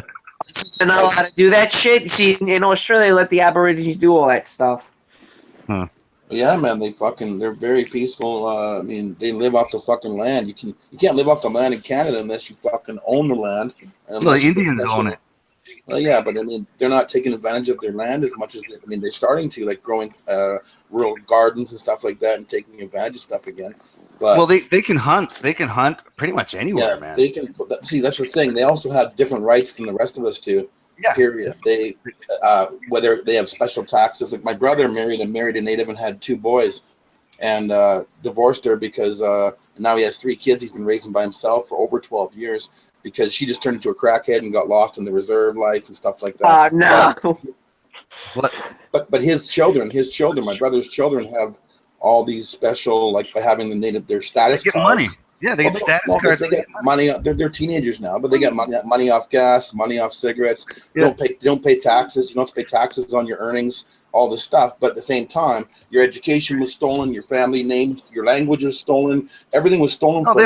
They all speak their same language now. They do not. Are you joking, Ayam? I talk the to them native language. I've been learning Blackfoot. They say a few words here and there. I'm talking about the culture as a culture. No, I know the culture's gone, but they all speak on the reserves. These guys grow up. Not everybody. Man, I know this for a fact. They speak Blackfoot. Like yes. I talk to them every day. Like they speak Blackfoot, dude. More than just Blackfoot. I was surprised. Okay, I said, "Look, you guys are talking the Blackfoot to me. You're trying to teach it to me." I'm like, "How did you learn it?" He's like, "Are you kidding me?" Someone has an echo on. They have to mute their YouTube channel. Like if you're in the Google chat, you have to mute the YouTube so you don't get that echo. You too. I'm muted. Anyway, I was very surprised because a lot of these natives they were talking Blackfoot to me and like trying to teach me the words. I'm like, wait a second, you speak complete Blackfoot? Oh yeah. And I'm like, how did you learn it? Oh, like from growing up as I was a kid. Like these guys all they've preserved their own language, which I thought was fucking amazing. Some of them Right. do. I just listened to CBC radio program again. I've heard it before. Don't listen to CBC, man. Okay. Anyway, it's not just that. The language has been lost. It's the same as education, a lot of stuff. So they get these special status cards to give them, taxes off and everything else their whole life. But it doesn't get used as an incentive. They actually abuse it and get lost deeper in the drugs because they get houses for free, education for free if they want, you name it. Well, when you don't have to work for anything, you tend to fall down the wrong crack. What do you think about that, Nick? That certainly does happen in many cases for sure. I mean, we're talking about kind of a real hardcore welfare system here in Canada. Do you have that there in the States? You gotta get rid of it. It's a dependency class on your society. It's a massive burden that you're carrying around. Your society's is tied to a cinder block with this. You're never gonna you're gonna outbreed anybody that has any intelligence. It's gonna happen. I do think that what's gonna happen with automation is everyone's gonna are gonna be enrolled on welfare. Well, in your city compared, like how many people live in the whole New York area? That's just an assumption, like all of the places around there. Like 10, God, 10, I think it's like 15. Yeah, 15. it's up close to 10. I'm about 40 kilometers outside Manhattan. I swear, I'm outside the borough. Right. You guys. I mean, in New York, in Manhattan, do you guys have Native Americans? Are they there? Not No. really in the city, not in Manhattan. In other areas, there's actually we have a Native American area on Long Island, actually, out east a little bit in Shirley. So what do they call it? A reservation? Yeah, reservation. Right? Yeah. They sell their own cigarettes. They got their own racket going on. Have you seen it? Like, what does it look like? Does it look like a fucking slum? Because that's what ours look like. It's in a really bad neighborhood. I haven't been there, but I know it's in a really bad neighborhood. Okay. It is true. That Shirley's a bad neighborhood. It's not a good neighborhood. But it's where we live though, where me and Sovereign live is the most. It's I think it's in the Guinness Book of World Record. The most segregated location in the world is New York. Okay. Yeah. We're broken up by towns. Each town has a different ethnic group in it. Are they called counties or towns? What's the difference between a county and a town? A county holds towns. a bunch of towns. There's 2 counties in Long Island for the most part, Nassau, Suffolk, and it could be, 30 or 40 towns in each county. Yeah, there's a lot of little towns. We're all broken up by a couple square miles, and within each square mile, a whole different group of people. Right. So your counties are like our provinces, except the towns that are in our provinces are like 300 kilometers or 500 miles away between each town. Yeah, you're much more rural. We live in the concrete jungle. You live in a very rural area. Yeah, that's the 4-hour ambulance ride. Yeah. Hey guys, just to break up the what we've got going here. Has anybody heard about the fight yet? No, I don't want to hear about who won or who didn't. I don't want to hear anything, please. Okay. I just wondered. I just want to wake up tomorrow and go, nobody won. They both didn't show up. Somebody's got to win, man. They both didn't show up. That'd be the best. Well, what I thought was most spectacular thing about this whole fight was the lead up to it and how it became a race baiting game. But I didn't even catch any of that. Yeah, it's probably some sort of liberal grab with that nonsense. Absolutely, man. It's so fucking horrible. It's all it's all backwards. They're upside down. It's ridiculous. But Everything's racist. Everything's, McGregor's been chanting the Irish, McGregor's been chanting the Irish since he first entered the UFC and stuff. So now it's like he's got the whole country behind him. So it's not really whites. It's just Irish, whoever they are. And then, I'm just talking about the liberal media. Like they turn it into they're just attention whores, I mean, weren't the Irish once slaves too? Yeah, absolutely. It wasn't just black. So why are we giving them all the attention? Yeah, no. It doesn't make any sense to me. No. It wasn't only black people that were slaves. Well, they've lumped. Which they need to, study They've history a little better. They love what? They've lumped all white people into one group. Like, you can't say an Irish person is the same as a German, but they managed to do that in North America. They don't. They've done a really good job at whitewashing white fucking culture, where you're all blended as one now. Yeah, like a German is the same as a Polish man, etc., etc. Like, give me a break. Or a Right? Russian. Yeah, you can't do that. Like, people identify by their ethnic background, not by what color their skin is. Absolutely, man. Right. Well, that just shows. So that's where it kind of gets all lost. Yeah, common knowledge. I mean, And people are just coming out less educated as time goes on. Yes, man. That's another thing. Like, they're just becoming, they're making everyone stupid. That's their plan, so they get better control. So yeah, sad, I agree. but it's really happening. People are becoming stupider and stupider, and I always thought, like, at first I thought, oh, is it because of the media? But then I realized, no, they're going to fucking university and they're coming out stupider. As you look in the mirror, though, as we all have to look in the mirror every morning and night, or whatever we choose not to. We're part of these people we're talking about, so we have to adjust as well. Like, I never claim that I'm like superior in my mind and heart than anyone else, but I definitely know that I've woken up a little bit, and maybe I'm not quite at the truth yet, but there's definitely a they, and I don't know who they are, but there's a controller and there's a slave, and slavery has nothing to do with the color of your skin, because I'm a fucking slave and I've had the white privilege without even trying, and I have white privilege. I don't want it. It's just what people talk about. What privilege do you have? I don't believe in white privilege. I don't believe in it. I'm just saying it's out there. It's part of a conversation, and it's taught through families. But anyway, but people believe in that shit is proof that how stupid supposedly educated people have become, because these are people that are coming out of university with degrees in fucking lesbian dance. And spouting and writing articles that get published that make news, man. On the internet, yeah. Yes, on the internet. Well, there's going to be a course. Television too. Oh, there's about to be a course on memes or whatever, like meme making in university. Yeah, there'll be a university course called meme making. So when you make a meme, you can sell. You can sell anything with your meme. So with this, back to this population thing I was asking about. So there's 10 million people in Los Angeles County. I had to look it up because I didn't know. And then New York has 8-point-something million. So that's like 18 million people. Now Canada is 35 million people in total.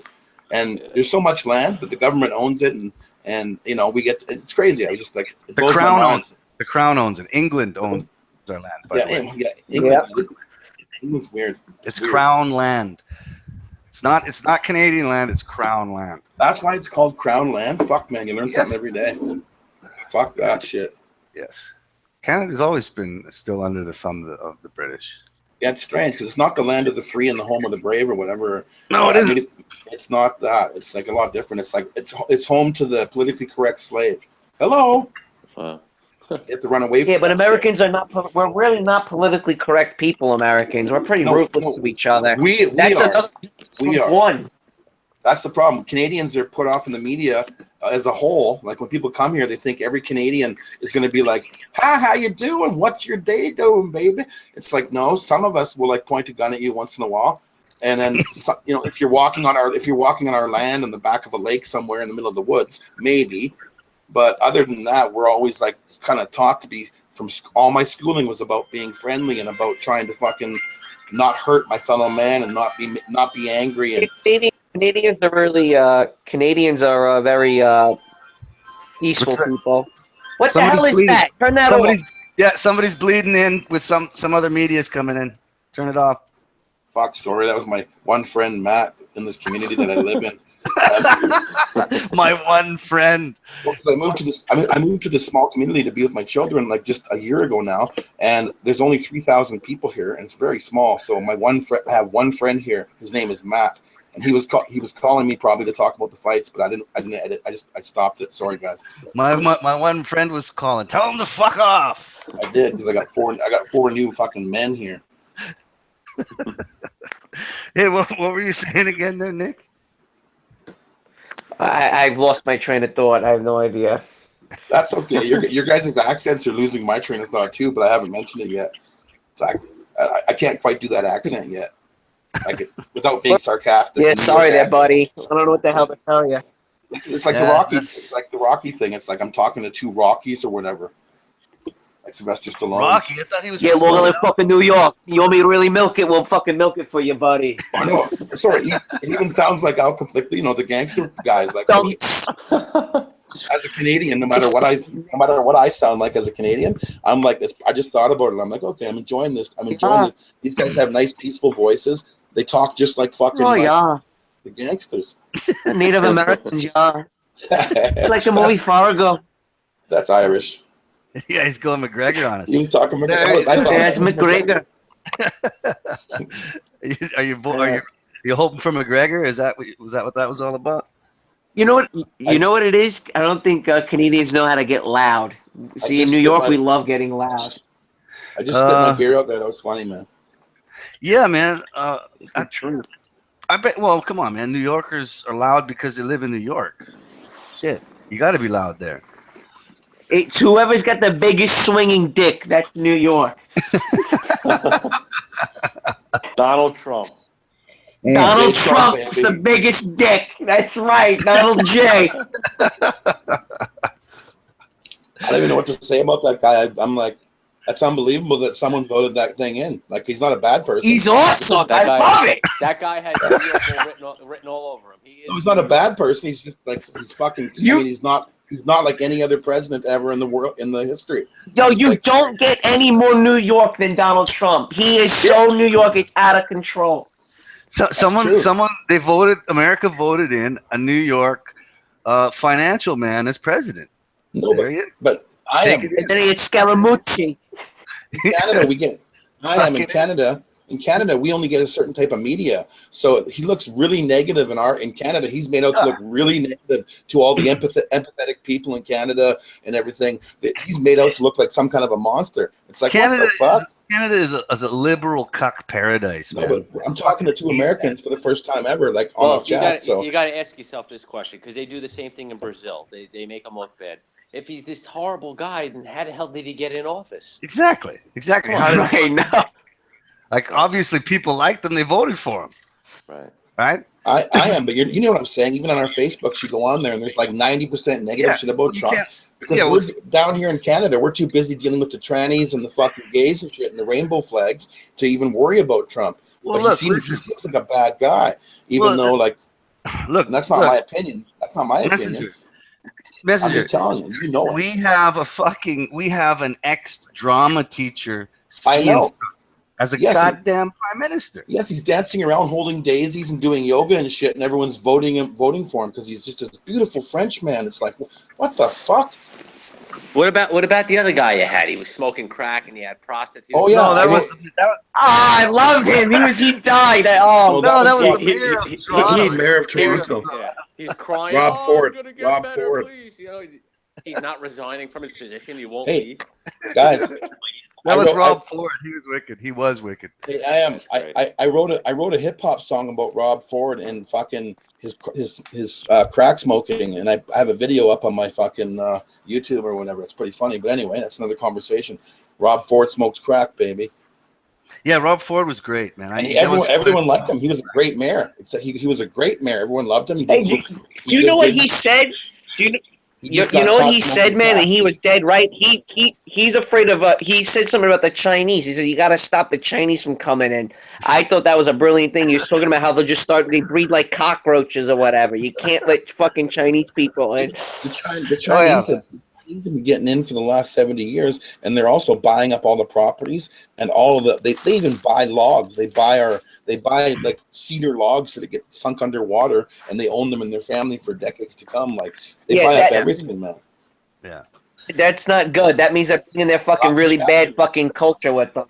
Yeah, absolutely. And you know they own Vancouver. Like Vancouver is officially called Hongcouver now. It's Hongcouver. Canada sells off its rights every decade. Canada sells off its rights to other countries. Like the Saudis just bought like this part of the Canadian Wheat Board. all the wheat growers and stuff like that. They bought off like 70% of the Canada wheat board is owned by Saudi Arabia. The Saudis bought all our grain, so yeah, it's like what the fuck? so you know. That's horrible. And the Chinese have bought all of our wood, and then like it's crazy, man. And Canada has so much land and so much agriculture that we can just keep selling it, I guess. But that's not the point. Well, it's not Canada selling it; it's the Crown. I know it's dirty England. You don't want to talk about them. Dirty England, they're selling Canada. That's a weird secret. That's a well-kept secret, it seems like, unless you know your history. The kids aren't really being taught, okay, these are your owners and you're the slaves. You live in Canada, but these are your owners. They live on this tiny little island the size of New Jersey, just fucking on the middle of the ocean, beside Japan. It's like, and they run shit? Like, what the fuck? Oh, yeah. Yep, you guys have a lieutenant governor. Yeah, man. Yeah, who do we have besides? Yeah, I know. Yeah, in Canada, you guys are still ruled. We're not ruled. Well, we're beholden to Israel. That's about it. Who's the mayor of You guys bow to Israel, we bow to England. Yeah, you guys do bow to Israel. That's kind of scary because that's the youngest country in the world. That's crazy. Like South Sudan is now. The states created Israel, so that's kind of crazy. So I got here's a comment in the from some of the viewers by an Erwin Smith who says Canada's population is 39 million plus. I like that name. And 4,000 per month in illegal immigration. Jesus Christ. What the fuck? Notice that the newer clinics are starting to become How about female that? only. Sorry, what was that, Nick? When Donald J goes to take a shit, his dick gets wet. I love it. Yeah, that's good. Okay. Here's the question from the chat. Has anyone else in Canada noticed that the newer clinics are starting to become female only? I actually got turned away from a walk-in clinic just to get a checkup. The excuse was no doctors available. Wait, is that in Canada, you saying? Yes. Actually, I had that experience. Kate. That's Meg Howe. Meg Howe asked that question. Yeah, actually, let me answer that. I went into a walk-in clinic about 2 weeks ago because I have a problem with it's a problem with my right knuckle, and I fucked it up about a couple of years ago in Jakarta, and it was starting to bug me, right? So I went into a walk-in clinic, and I got turned away twice, and they were pulling people from behind. If they were women or children, they were putting them in front of me. And then oh my God, that's scary. Yeah. And you guys like your healthcare, huh? Yeah. Well, that's what I'm saying. I don't think. I don't think you guys are fucked. Yeah, man. Honestly. Yeah, that sounds. Oh my God, that's scary. When you're 50, trust me, they're not going to waste their money on you. Yeah. Yeah, absolutely.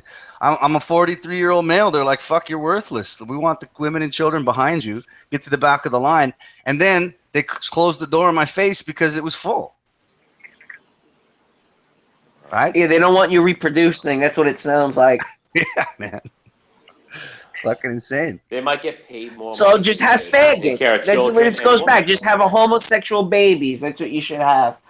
Little homosexual. Everyone's androgynous bitches.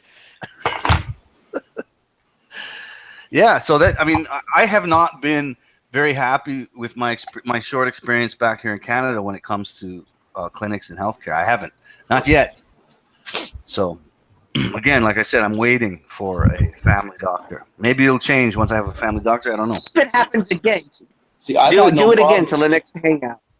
I've had zero problems with family doctors. Maybe it's because I'm so damn sexy. Who knows? So.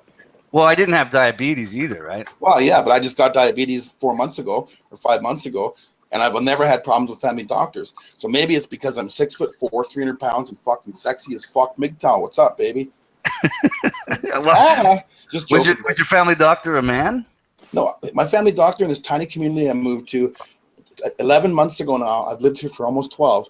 I walked into town. It's a different province, so I had to get a new family doctor. I walked in, and his name is Dr. Brown. And I'm like, okay. And I get him. I just talked to the lady. I got this doctor. It's all good. My health coverage wasn't even put in yet, and no problem. And then I'm like, well, I lived here from last September until April. Then all of a sudden this diabetes thing happens. So I go to the doctor, and he sends me to the hospital, and I'm seeing this lady, and she's a dietitian or whatever. and that's his wife. His wife is my dietitian, and he's my family doctor. So they go home and fuck each other and talk about my case, because I've had like 10 appointments with them so far, and they're both like, very good, very good, very good, Jeremy. You're really healthy. Keep at it. Are they swingers? They talk about me and my health, because I'm this giant 300-pound fucking 6'4" man that obviously likes sugar with diabetes. So they actually talk about me, and then they each tell me, oh, you're doing really good. You'll keep doing this. You keep taking your meds, all this stuff. And like I never took meds before my diabetes. No medication at all for anything. So you're saying that your experience with family doctors has been positive so far? No, but even since my childhood until now, even in this position I'm in now, which is very different. It's different than yours, because you came back after 10 years and you look like a Muslim, but you're actually 13. A Canadian, and you have your son. You have to deal with all this stuff. So okay, but Jeremy, it takes a while longer for you. I'm kind of curious. Like, I want to hear Sovereign and Nick's opinions about, like, comparing your healthcare to Canada's. Like, I have other problems, but not with healthcare. I know. No, I want to talk to these guys, because the healthcare in America I know nothing about, really. Okay, I could share a little bit about that. Yeah, please. The other guy was saying he has this doctor, but how far away is that doctor? And how many primary doctors are really in your area? What if that guy dies tomorrow? He's on vacation. Do you have to wait for him to come back? Yes. What do you do? Well, most of the young doctors are 30 years old or 25 years old now, and so he's about 28 or something like that, and his wife's really young. But that's in my situation right now, and they're about, in my town, my doctor lives about 10 minutes away from me, my house. Right. How many? I mean, it sounds like doctors are scarce though. Like, do you only have in your radius of, like, let's just say 20 miles? Do you only have one primary doctor for the entire area? Pretty much. No, there's about 6 in the small town that I'm in. 6 main family doctors. I could walk up my street and I could probably find 20 doctors. Yeah. Okay. That's still not enough. Check this out, though. Per square mile, there's at least 20 to 30 doctors. There's over 100,000 doctors in New York State. Wow. Okay, in Canada, there's over 100 hospital systems. Yeah. I mean, this is the difference between privatization and then government, because government, they're going to be looking at their budget. You know, the government never really does what they say. I mean, they're always trying to dip into the piggy bank. Yeah. With privatization, you know, if they need to, they'll hire a guy for $9 an hour to take care of business instead of paying some schmuck $50,000 a year that's considered a government job with lifetime benefits, draining the system. Sovereign. Yeah. I don't usually. It's funny, until this conversation, I don't really usually use Google search or whatever for information, but there's 77,000 physicians in Canada right now, in the country. Physicians, 77,000. Yeah, no, check this out, man. That's horrible. It is horrible. Oh my God. It's fucking horrible. Welcome to socialized medicine, folks. We have 35 million people. We have 35 million people in Canada, and we have 77,000 physicians. Right. So do the math. Divide that 70,000. But there's not that many sick people, because we're not walking around 2 feet from each other, farting in each other's faces and shit. Yeah, but you guys have. Doesn't matter. That's not. Listen, you have populated areas. Yeah, but the AIDS takes longer to get through Canada than it does through the States, because you're so close to each other. Well, you guys, I want to just add something to that. The story I told you where I was put to the back of the line, and they were putting women and children ahead of me, even though I was, ahead in the line. There was another guy and I think it was a couple ahead of me, and I don't know what their problem was, but they turned them away too, right? And then she said. The lady at the walk-in clinic said, well, go see your family doctor. And she goes, but my family doctor's on vacation. So she's standing in line. And doesn't sound good to me. That's all I know. When you're sick and need to see somebody, the only thing you care about is being in someone's arms that's obviously trained to take care of you, so you're not, besides being really sick, thinking you're just going to die on your own. You're a slab of meat in Canada. Yeah, you are a slab. You know what? You guys don't know what obviously good insurance and good medical care is, because you just don't have it. Wow, that's scary. Ignorance is bliss, Yeah. Well, I'll tell you, because we just don't pay for it, and we think it's good, but you guys pay for it, and it's actually better. Yes, they pay for it, and it's good. Listen, right, but we don't pay for it. We remember what health insurance is, though. Remember, health insurance is for your life. Okay, money means shit if you're dead. right? So Yes. I'll pay and I'll see my doctor when I want to see him and go to any hospital I want to go to, because that's what really matters. You know, if you're going to tell me, well, you can have this free insurance, there's only one doctor in a 20-mile radius and the nearest hospital is 4 hours away. Or I Well, can pay $600 a month and I could walk up the street to see a 24-hour urgent care. No, it's not all free in Canada is what I'm saying. If you're not working or you're actually like, whatever, and you can't afford whatever, then it's free. But if you're working, you get like a small percentage taken off your paychecks or whatever to pay towards your health insurance, which is very minimum. Like for every $500, you might pay $5 or something, maybe. Right. Like a 10% co-insurance, it's called. You pay 10% or whatever comes in. And that like guarantees whatever, but I mean, it's still the same amount of doctors and shit. And right. So I would. Right. But you got to realize that the industry shapes the field for doctors. So if you're a kid growing up and you're like, oh, well, the government controls the health insurance. And if I work here, there's only, 10 doctors in the area. And, the insurance pays us, $5 to see a person. Right. And there's, let's just say 1,000 people in that town. Who the hell wants to be a doctor? You're not going to make any money. You might as well just not go to school, save the money, and go get a job and take a decent wage. Hey, Sovereign, there's a question for you that's related, I think. It says, can you explain reinsurance and the availability of liquidity? I've never heard about this during American debates for Obamacare and such. Right. Well, guess what? The government's supposed to be the reinsurer, and they've been reneging on that deal. They have something called the Risk Corridor Program, which this is actually very new information because 2 carriers have just gone out of business. 2 years ago, we had a company, Health Republic, right? The agreement was that the government was going to pay a specific amount of claims that come in. So we'll use 50% for an example. They set the insurance rates very low to bring in business and make insurance affordable when Obama was president. The government said, okay, we'll pay 50% of all the claims that come in that are eligible.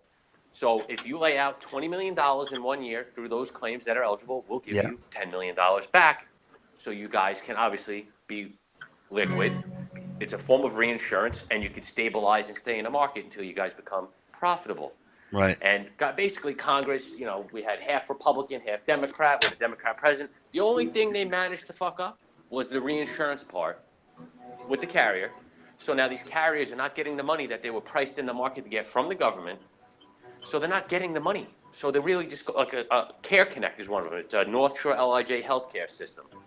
They basically went out of business 2 days ago. I mean, it was the worst news I can hear. I basically have to rewrite hundreds of companies now in new plans by the end of the year because the last time the company went out of business, they stopped paying doctors, right? And they stopped paying brokers, but they were okay cashing the checks. They just took the money, and that's it. And then you call the Department of Financial Services, and they don't want to do nothing because they're working with the insurance company. So the reinsurance thing really right now is the government. Right, it is. It's really fucked up. And to be honest, there were some good things through this Affordable Care Act, also known as Obamacare, but there's a lot of bad things about it. And the only company that's getting a benefit from this is the largest carrier that's in this country, which is United Healthcare, Oxford, because this Risk Corridor program also works off of, you have to know your patient, and you have to know the type of illnesses they have to put in for certain claims to be reimbursed and to also ask for rate increases. Right. So the government made a deal, and they basically said, go screw yourself to the carriers in the end. And it's just an entryway into socialized medicine is what it really is. And what it's going to do is obviously United Healthcare, the biggest company that's around, is not going to take the burden of all these sick people jumping on the insurance right now, right? Because people need something affordable. So they jump on a company that's going to blow up in 2 years. Then they jump on another company that just blew up in 2 years. And basically, you're getting people healthier because they're getting insurance now, right? And hey, Messenger, you got progress towards moving on to a new plan. Messenger, you got something bleeding in. Stop that. Keep going, Sovereign. Sorry, there was something bleeding in. Basically, the point is that they're using these new startup insurance companies to basically cover the high claims of the ill people getting on insurance right now. So they can get themselves healthy over the next couple of years to put them on United Healthcare. Because, it's funny, as a broker for this company, they send you emails, which country has the best healthcare in the world? And guess what it is, and they say, oh, France. So they're telling me France has the best health insurance, and they're discrediting themselves, and they're trying to, lead us, the brokers, to just basically chop our own heads off because, you know, the industry is going to shrink. There's not really going to be brokers if the government's providing health insurance. There's a very, very big service industry with insurance in this country. Huge. And, you know, one guy getting his free health insurance, I don't think covers many families losing their jobs and not having anything. I think that's a wrong way to go about it. And, you know, it was just a bad deal, you know, and I think it's very odd that they can't undo it because what the Republicans were like, oh, yeah, just get us in. We're going to repeal Obamacare. We got him in Congress. Nothing got done, right? So Trump's why do you think they never got it done? Like, because again, there's these back doors. Because they're in on it. Yeah, they're in on it. Yeah, that's what I was thinking. They're in on the deals. People are getting a lot of money for this. I mean, it's a bubble. They created a insurance bubble, and every carrier that blows up is just the bubble popping, and then they got to refill it up. You know, recreate a new bubble within it. Oh, a new carrier just came on board. You ready? I've been on mute. I am, so I'm not bleeding because I've been on mute. Oh, okay. I keep hearing an echo of Sovereign's voice. It's okay. It's okay now. Go ahead. Okay. Yeah. So you know, they're just creating bubbles, and that's really what's going on. And sooner or later, it's just going to pop, and then there's going to be nowhere to go but one company. It's an artificial monopoly. That's what they're doing. They're creating an artificial monopoly through regulation because, you know, in America, you're not allowed to have a monopoly. Well, it's in every sector. It's in real estate. It's in colleges and schools. It's happening in more than one sector. In the banking sector, it's happening. In the food sector, it's happening. It's happening across the board. Right. It's just for the big boys to profit and control everything. That's really what it comes down to. Yeah. And in the end, you'll have a company. Right. In the end, you'll have this United Healthcare company being paid by the government instead of us paying them. So then basically the carrier will make their decision if you should get something done or not. And they'll decide the doctors get paid because you're not going to have an option. That's what it's going to come down to. I mean, it's clear that that's happening because I've been in this industry for quite a while. Mm-hmm. You know, my father's been in it 40 plus years and so have his friends. And it's just taken a very bad turn in the past 8 years. Wow. I mean, it almost sounds like they're trying to turn it into Canada, and you don't want that to happen. They are. They definitely are. That's exactly what they're doing. I mean, I know doctors that have already retired. As soon as Obamacare came out, they're getting like 50 cents on a dollar. Now, Don't you want your doctor to be paid good so he can spend time with you, the time that you need to make sure he could diagnose the problems, not overlook something like maybe a little speck of cancer on your prostate or something that he maybe couldn't see because he was rushed to get to his next patient? Because you can't afford to run his That's office. Happening now. You can't even see a doctor. They're always booked solid now. Right, and we have a lot of doctors here, right? You would think that having over 100,000 I know, you can never get you a month out to see a foot doctor, a month out. Yeah. Can't see them. They're always on vacation. I'll give you an example. I have epilepsy. Always on a vacation. I needed to see my doctor. I said, I've been a patient of this doctor for about 15 years. I need to see him right away, okay? The earliest availability we have, we're sorry, is about 5 weeks out. 5 weeks out. Thank God it wasn't a serious life-threatening thing. I needed to see him, but I wasn't going to die. But, like, what the hell am I supposed to do for 5 weeks? That's insane. You know, if it's a serious thing, exactly. You're in trouble. You're really in trouble. Well, for all I know, the couple that was in front of me in the line that got turned away as well, like, who knows what the fuck was wrong with her? And the only reason she got turned away is because they let everybody else in front of us and closed the doors and said, go to your family doctor. And she said, my family doctor's on vacation. Right. Where are you supposed to go? You know, the hospital next. Yeah, you got to go. And the horror stories I've heard about emergency in my town here. It's horror. Like, I keep like, well, you could go to emergency, but you'll probably be waiting for 8 hours. Like, who wants to sit in the fucking emergency room for 8 hours, man? Depending on the importance of what your ailment is, they actually do rate it on that.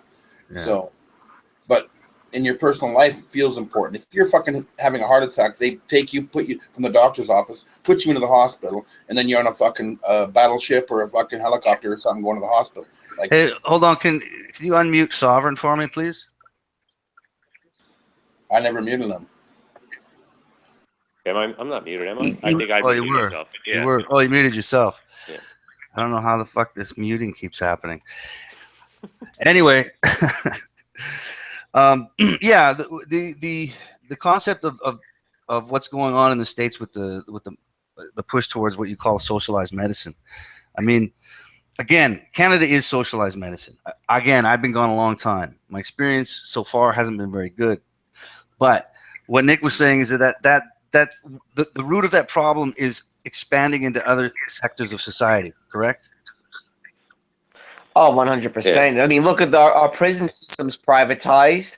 Our real estate, we're becoming, it's a feudalism, neo-feudalism, I think is another term that I've heard recently that definitely makes a lot of sense, where we're kind of slaves to these lords, landlords pretty much. Yeah. Well, there's a lot of stuff that we can kind of go on from there, but I think I'm going to shut this talk down. It's almost been 2 hours. But you guys, I want to say thank you for coming on. Nick, keeping in touch and coming on. It's Saturday night. Go on for a little longer, brother. Sorry? No, I'm going to shut it down. But I want to do this again, and I'm wondering, Sovereign, would you be willing to talk again, maybe in a week's time? Yeah, definitely. Okay. I find this very nice. Okay, and I know Messenger will be around, so and maybe we can. We don't have to do it at the same time we've done it tonight. We can talk in the meantime beforehand, and maybe try to come up with some real specific topics that you guys want to cover. This was kind of impromptu. We didn't really have a lot of specific topics, but we got up to about 12 viewers in an hour and 50 minutes. So on my little channel, so that's pretty good, man. Yeah, that is nice. But again, all right, we'll be in touch. All right, man. Been real. Yeah, definitely. Keep in touch, Sovereign. It was great talking to you. Messenger. I'll come back on the back end and have a chat with you later, but offline. But for the rest of you guys, keep in touch for the week. Think of some stuff you want to discuss. I'm gonna think about moving this kind of discussion over to my backup channel. It's still monetized because this channel isn't. But anyway, that's stuff I can discuss with you guys later. Okay. Sure. All right, sounds good. We'll chat. Nice have a good week. Nice talking to you. Peace out. You too, man. I'll talk to you guys soon. Okay, keep in touch. Bye-bye. Take care. Bye. Au revoir. Thanks for watching, everybody.